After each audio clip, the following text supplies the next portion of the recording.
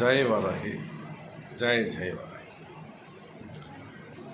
நம்ம இடத்துல ஒரு ஏழ்மையான குடும்பம்.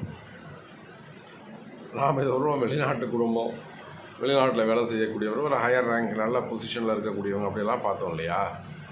இப்போ ஏழ்மையானவர்களுக்கும் அதே அன்னை தானே, அவளே தானே அன்னையாக இருக்கிறார், அதே வாராகி தானே தாயாக இருக்கிறார்.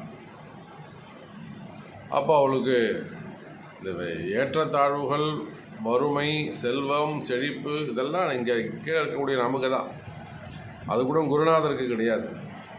ஆனால் நம்ம சொல்லக்கூடிய விஷயங்களை செய்யறதுக்கு அவங்களுக்கு அந்த கெப்பாசிட்டி வேணுமே, அதுக்கு தான் அந்த ஏற்றத்தாழ்வுகள்.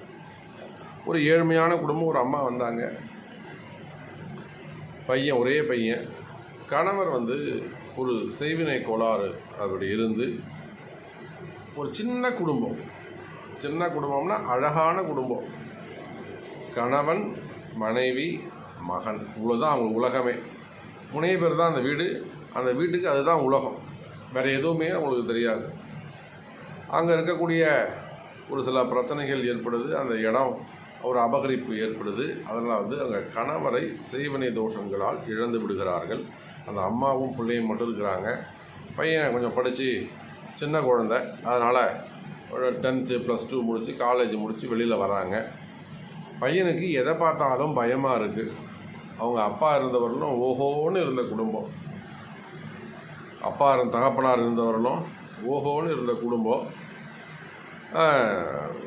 கால சூழ்நிலை அந்த மாதிரி அப்பா இறந்ததுக்கப்புறம் பையனுக்கு படிப்பெல்லாம் முடிச்சுட்டான், வேலைக்கு போக மாட்டேங்கிறான். எதை பார்த்தாலும் அவனுக்கு பயமாக இருக்குது. அவங்க என்ன பார்க்குறாங்க, இவங்க என்ன பார்க்குறாங்க, அவங்க என்னை பார்த்து வீடியோ எடுக்கிறாங்க, இவங்க என்னை பார்த்து சிரிக்கிறாங்க, எதேதோ சொல்கிறான்.